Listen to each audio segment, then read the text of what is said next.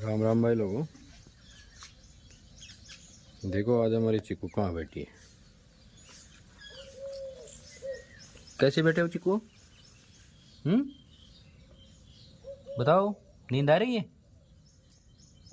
रात को सोई नहीं थी क्या? देखो बेटी बेटी को भी नींद आ रही है। सो जाओ। आज चिकू सोने के मूड में है, दिन में भी। चलो सो जाओ।